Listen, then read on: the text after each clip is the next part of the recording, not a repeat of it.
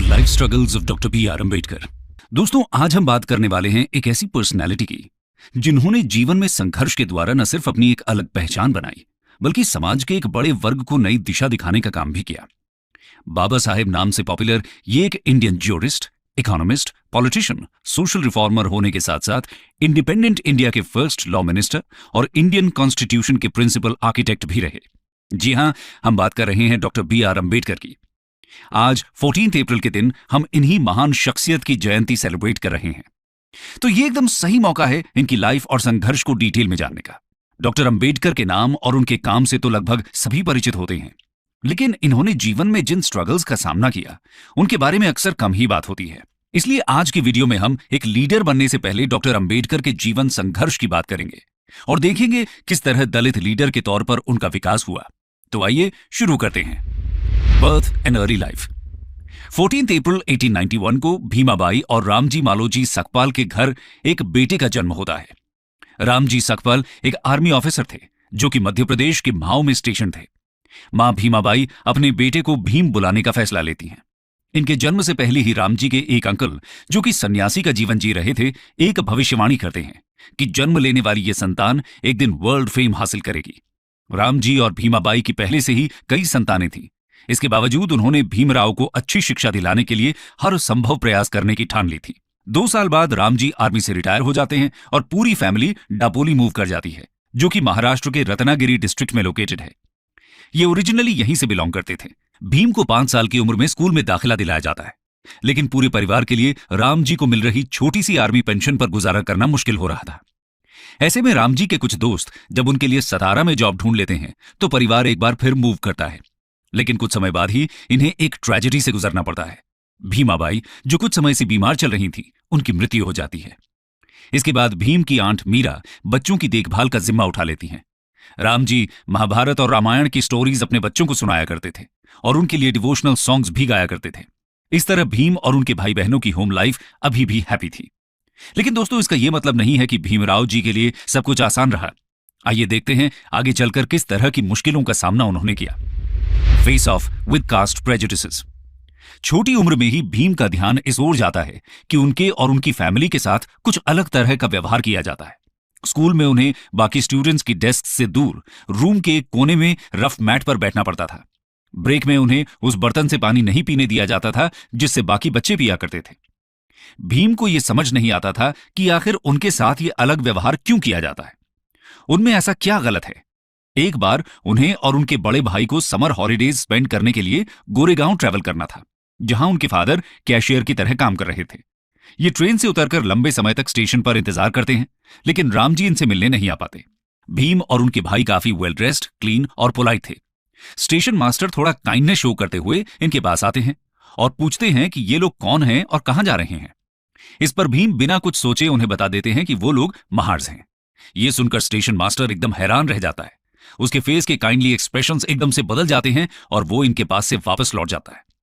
इसके बाद भीम अपने फादर तक पहुंचने के लिए बुलक कार्ट हायर करने की सोचते हैं, लेकिन कार्टमैन तक बात पहुंच चुकी थी कि ये लोग अनटचेबल्स हैं और इसलिए वो इनसे बात भी नहीं करना चाहते थे। फाइनली इन्हें जर्नी की यूजुअल कॉस्ट का डबल पे करने के लिए राजी होना पड़ता है और साथ ही कार्ट को ड्राइव भी खुद ही करना पड़ता है। कार्ट ड्राइवर कार्ट के साथ पैदल ही चलता है क्योंकि उसको इनसे पोल्यूट होने का डर था। हालांकि एक्स्ट्रा मनी की वजह से वो कार्ट को बाद में प्योरीफाई करने पर राजी हो गया था। इस पूरी जर्नी के दौरान भीम जो कुछ भी हुआ उसके बारे में लगातार सोचते रहते हैं, लेकिन उन्हें इसके पीछे का कारण समझ नहीं आता। वो और उनके भाई एकदम क्लीन और नीटली ड्रेस थे, फिर भी उनके स्पर्श से सभी चीजें पोल्यूट कैसे हो सकती थी। भीम इस इंसिडेंट को कभी नहीं भुला पाते। जैसे जैसे वो बड़े हुए, इस तरह की सेंसलेस इंसल्ट्स ने उन्हें रियलाइज कराया कि हिंदू सोसाइटी जिसे अनटचेबिलिटी कहती है वो एकदम स्टूपिड, क्रूअल और अनरीजनेबल है। उनकी बहन को उनका हेयर कट घर पर ही करना पड़ता था क्योंकि गांव के बाबर्स को एक अनटचेबल द्वारा पोल्यूट होने से डर लगता था। अगर भीम अपनी सिस्टर से पूछते कि वो अनटचेबल्स क्यों हैं, तो उनके पास एक ही जवाब होता था कि ऐसा हमेशा से होता आया है। भीम इस जवाब से संतुष्ट नहीं थे। वो जानते थे कि ऐसा हमेशा होता रहा है का ये मतलब नहीं है कि इसके पीछे कोई जस्ट रीजन है या आगे भी ऐसे ही होते रहना चाहिए। ये सब चेंज हो सकता है। ये तो बात हुई भीमराव जी के कास्टिज्म के साथ कुछ शुरुआती अनुभवों की। आगे बढ़ते हैं और देखते हैं कि स्टडीज में उनका परफॉर्मेंस किस तरह का रहता है। An outstanding scholar. भीम की किस्मत कुछ मायनों में अच्छी भी थी। स्कूल में एक टीचर थे जो हाई कास्ट का होने के बावजूद भीम को काफी पसंद करते थे। उनका नाम था कृष्णाजी केशव अंबेडकर। वो भीम की काबिलियत पहचानते हुए उनके अच्छे काम की तारीफ करते थे और उन्हें प्रोत्साहित करते थे। इन्होंने ही भीम का लास्ट नेम अपने खुद के सरनेम अंबेडकर में चेंज किया। इससे पहले स्कूल में भीम का सरनेम उनके फादर ने अंबादावेकर रजिस्टर कराया था, जिसका अर्थ था कि ये अपने नेटिव विलेज अंबादावे से आते हैं। दोस्तों, जब भीम के फादर ने दोबारा शादी का फैसला किया तो भीम काफी दुखी हो जाते हैं। वो अभी भी अपनी मदर को काफी मिस करते थे। ऐसे में वो यहां से बॉम्बे भाग जाना चाहते थे और इसके लिए उन्होंने अपनी आंटी का पर्स चुराने का फैसला किया। फाइनली जब उनके हाथ ये पर्स लगा तो उसमें सिर्फ एक छोटा सा सिक्का ही था। भीम को काफी शर्मिंदगी महसूस हुई। उन्होंने उस कॉइन को वापस रखा और खुद से एक वादा किया कि वो पढ़ाई में खूब मेहनत करेंगे और इंडिपेंडेंट बनेंगे। और अपनी कड़ी मेहनत से जल्द ही वो सबकी तारीफ का पात्र बन गए और सभी टीचर्स का दिल उन्होंने जीत लिया। इसके बाद टीचर्स भीम के फादर रामजी से आग्रह करते हैं कि अपने बेटे भीम को वो बेस्ट एजुकेशन दें। इनके कहने पर रामजी अपनी फैमिली के साथ बॉम्बे मूव कर जाते हैं। यहां इन्हें एक ऐसे एरिया में रहना पड़ता है जहां गरीब से गरीब लोग रहा करते थे, और वो भी सिर्फ एक छोटे से कमरे में। लेकिन भीम इंडिया के one of the best schools Elphinstone high school में दाखिला ले पाते हैं। एक छोटे से रूम में पूरे परिवार के एक साथ रहने की वजह से वो बहुत क्राउडेड फील होता था और बाहर स्ट्रीट्स भी बहुत नॉइजी हुआ करती थी। इसलिए भीम स्कूल से आने के बाद सो जाया करते थे और फिर उनके फादर सुबह 2 बजे इन्हें उठाया करते थे। उस समय सब शांत होता था और भीम अपना होमवर्क और पढ़ाई पीसफुली कर सकते थे। इस बड़े शहर में जहां लाइफ विलेजेस से ज्यादा मॉडर्न थी, भीम पाते हैं कि उन्हें अभी भी अनटचेबल बोला जाता है और ऐसे ट्रीट किया जाता है जैसे कि वो बहुत अलग और खराब हैं। यहां तक कि उनके फेमस स्कूल में भी ऐसा होता था।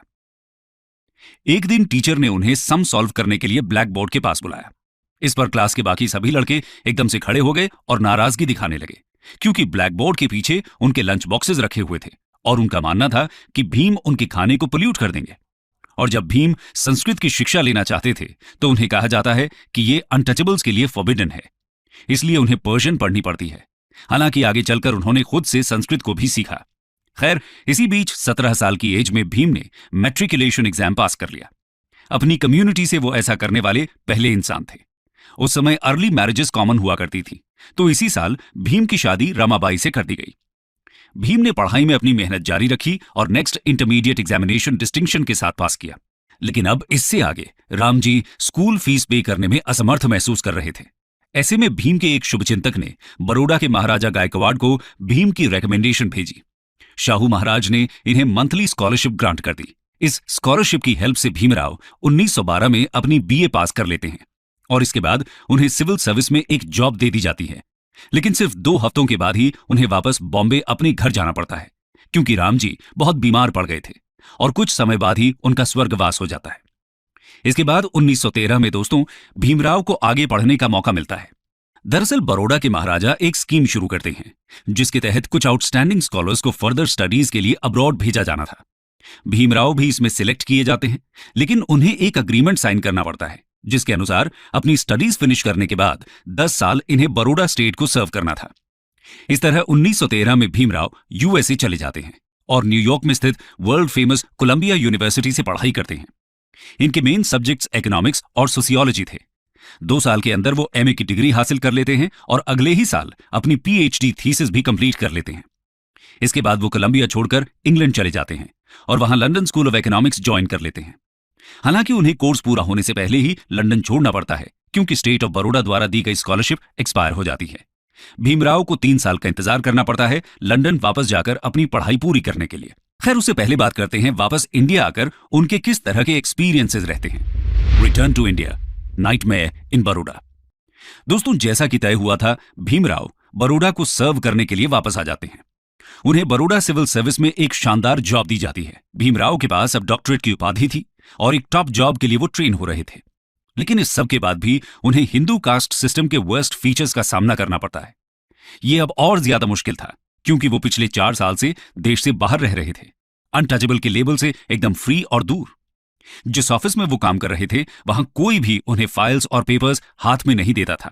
सर्वेंट उनकी डेस्क पर फाइल्स फेंक दिया करता था, ना ही उन्हें पीने के लिए पानी दिया जाता था। रिस्पेक्ट देना तो बहुत दूर की बात है, और ये सब सिर्फ और सिर्फ उनकी कास्ट की वजह से। भीमराव जी को रूम के लिए बहुत से होटल्स के चक्कर लगाने पड़ते हैं। लेकिन कोई भी उन्हें रूम देने के लिए तैयार नहीं होता। आखिर में उन्हें एक पारसी गेस्ट हाउस में रहने की जगह मिलती है, और वो भी तब जब उन्होंने अपनी कास्ट को सीक्रेट रखने का फैसला कर लिया था। यहां उन्हें बहुत ही अनकंफर्टेबल कंडीशंस में रहना पड़ता है। भीमराव जी उम्मीद कर रहे थे कि अपनी सिविल सर्विस जॉब के थ्रू वो रहने के लिए कोई और जगह जल्द ही ढूंढ लेंगे। लेकिन इससे पहले ही एक दिन सुबह जब वो काम के लिए निकल ही रहे थे, गुस्साए हुए लोगों का एक गैंग उनके कमरे के बाहर लाठियों के साथ खड़ा था। ये लोग भीमराव जी पर होटल को पोल्यूट करने का इल्जाम लगाते हैं और धमकी देते हैं कि शाम तक यहां से निकल जाएं, वरना ऐसे में भीमराव क्या करते? वो बहुत ही मिजरेबल और रिजेक्टेड फील करते हैं। कोई और चॉइस न होने के कारण नई जॉब के सिर्फ 12 दिन बाद ही उन्हें बॉम्बे वापस लौटना पड़ता है। बॉम्बे में वो एक छोटा सा बिजनेस शुरू करने की कोशिश करते हैं, जिसमें वो लोगों को इन्वेस्टमेंट पर एडवाइस देते हैं। लेकिन कस्टमर्स को जैसे ही उनकी कास्ट के बारे में पता चलता है, ये बिजनेस भी फेल हो जाता है। यानी काबिलियत भले ही कितनी भी हो, सिर्फ एक कास्ट के लेबल की वजह से भीमराव जी को हर जगह अवहेलना और तिरस्कार का सामना करना पड़ रहा था। दोस्तों, इसके बाद भीमराव जी की लाइफ का एक नया फेज शुरू होता है। आइए जानते हैं उसके बारे में। Bhimrao rise as a leader of India's untouchables. 1918 में भीमराव बॉम्बे के सिडेनम कॉलेज में लेक्चरर बन जाते हैं और यहां स्टूडेंट्स के बीच एक ब्रिलियंट टीचर और स्कॉलर के रूप में उनकी एक पहचान बन जाती है। इसी समय उन्होंने एक मराठी न्यूज़पेपर मूक नाया की शुरुआत भी की, जो कि अनटचेबल्स की आवाज बनता है। भीमराव जी ने कॉन्फ्रेंसेस ऑर्गेनाइज और अटेंड करना भी शुरू किया, क्योंकि वो जान चुके थे कि दलित्स की सफरिंग को पब्लिसाइज करने की जरूरत है और उनके इक्वल राइट्स के लिए फाइट करना भी जरूरी है। उनकी खुद की जिंदगी ने उन्हें इस संघर्ष की अहमियत समझा दी थी। 1920 में अपने कुछ दोस्तों की मदद से भीमराव लंदन वापस जा पाते हैं और एलएसी में अपनी स्टडीज कंप्लीट करते हैं। इसके साथ ही वो ग्रेज इन में बैरिस्टर की पढ़ाई के लिए भी एनरोल कर लेते हैं। 1923 में वो एलएसी से इकोनॉमिक्स में डॉक्टरेट की उपाधि के साथ इंडिया वापस आती हैं और इस वर्ल्ड फेमस इंस्टीट्यूशन से डॉक्टरेट हासिल करने वाले वो शायद पहले ही इंडियन रहे होंगे। इसके अलावा वो बैरिस्टर एट लॉ में भी क्वालिफाई कर चुके थे। लेकिन उन्हें पता था इंडिया में कुछ भी नहीं बदला है। उनकी क्वालिफिकेशंस अनटचेबिलिटी की प्रैक्टिस के सामने कोई मायने नहीं रखती थी। वो अभी भी उनके करियर के लिए एक ऑब्स्टिकल ही थी। हाँ, लेकिन अब उन्होंने दुनिया की बेस्ट एजुकेशन हासिल कर ली थी और दलित कम्युनिटी को लीड करने की पूरी काबिलियत रखते थे। ये अपने समय के बेस्ट माइंड्स के साथ इक्वल टर्म्स पर आर्ग्यू कर सकते थे और उन्हें परसुएड भी कर सकते थे। लॉ के भी एक्सपर्ट थे और ब्रिटिश कमीशंस के आगे एक गिफ्टेड स्पीकर की तरह कन्विंसिंग एविडेंस दे सकते थे। भीमराव जी ने अपनी आगे की जिंदगी इसी टास्क को समर्पित कर दी। एजुकेशन की इंपॉर्टेंस को जानते हुए भीमराव ने 1924 में बहिष्कृत हितकारिणी सभा नाम से एक एसोसिएशन की शुरुआत की। इसका काम हॉस्टल्स, स्कूल्स और फ्री लाइब्रेरीज सेटअप करना था।